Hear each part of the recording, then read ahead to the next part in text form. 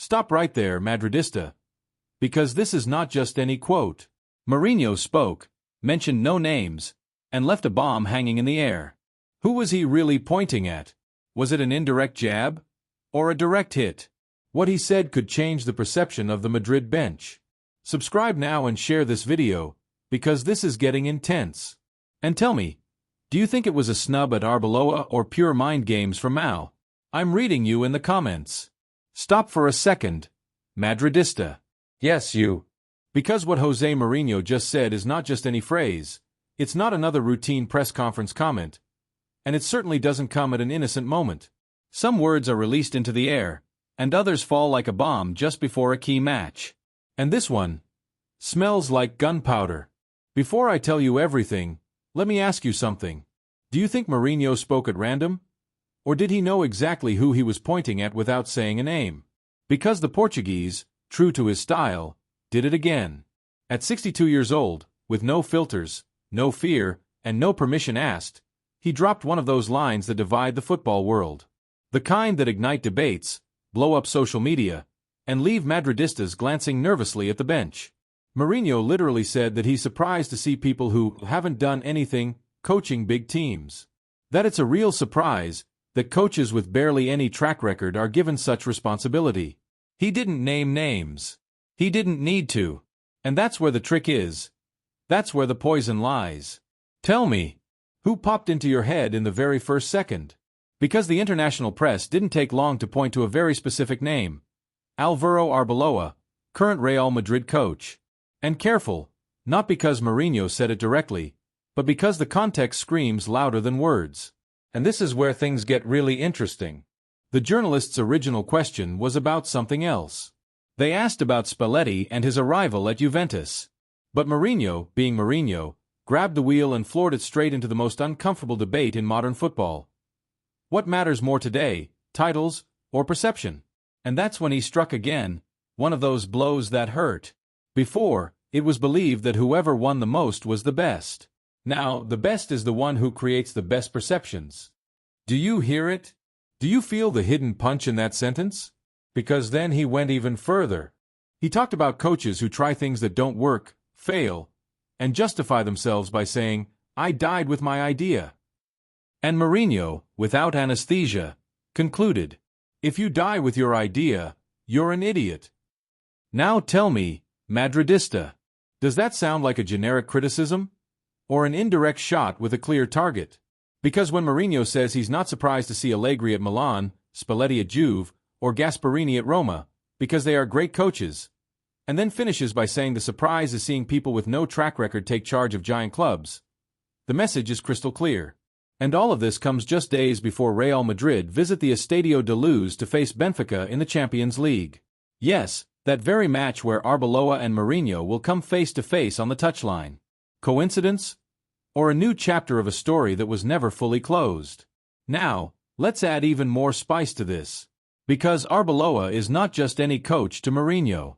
Quite the opposite. He was one of his most loyal defenders during that internal war in the Real Madrid dressing room. Remember, the club divided, the clash with Casillas, maximum tension. And there were Arbeloa and Xabi Alonso backing Mao when many others stayed quiet. That's why this situation feels so strange. Would Mourinho really attack, even indirectly, someone who was once his ally? Or is he simply being Mourinho, regardless of who gets burned? Here I really want your opinion. Do you think these words are aimed at Arbeloa, or is the press creating controversy where there is none? Because there's another key detail you can't ignore. Mourinho also made it clear that he will not return to Real Madrid. He shut the door with irony, comparing the rumors to an overly long soap opera. "Don't count on me," he said. "Straight. Dry. End of chapter." But we all know how this works. Mourinho always says no, until the context changes. And here comes the debate that splits Madridismo. Yes, Arbeloa doesn't have a long elite coaching career. That's a fact. But tell me something. Did Zidane have it when he was promoted from Castilla? No. And what happened next? 3 consecutive Champions League titles. So the question is uncomfortable, but necessary. Should Real Madrid always bet on established names? or also on figures from within the club who understand the badge, the pressure, and the history. Because Mourinho defends a very clear idea. Big teams must have the most important coaches in the world. But Madrid's history proves that it doesn't always work that way. Sometimes, DNA weighs more than a resume. And now I throw another one at you, straight to the heart. Would you trust the Real Madrid bench to someone without experience, if you felt they truly understood what this club means? The truth is that these statements only add fuel to the fire at a delicate moment. Arbeloa arrives at a massive match under the microscope, with noise growing louder, and with Mourinho, the king of psychological pressure, playing his game from the press room. Because Mourinho doesn't need to sit on the Bernabeu bench to influence things. One phrase is enough. One look. One idea planted in everyone's mind. And now tell me honestly, madridista, do these words create doubt in you? Or do they motivate you even more to defend Real Madrid's coach?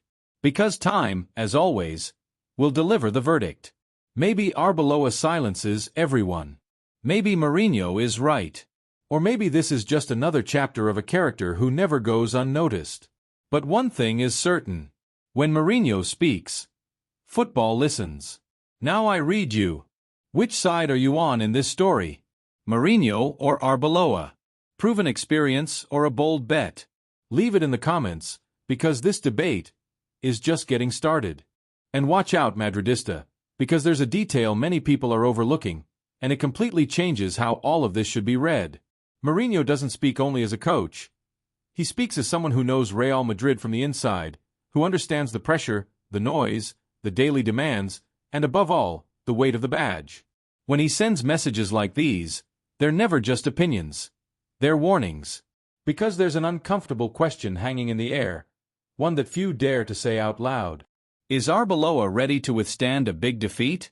Not just any bad match, but a dark Champions League night, the kind that defines careers. And I'm not asking this out of malice. I'm asking because Mourinho has always insisted on one very clear thing. At big clubs, there's no room to learn. You learn by winning, or you're gone. That's how brutal it is. That's how real it is. Now think about this. Arbeloa arrives at this match carrying a huge backpack. Public debate, comparisons, media noise, and now, on top of that, the words of one of the most influential coaches in modern football history. Does that make you stronger or weaker?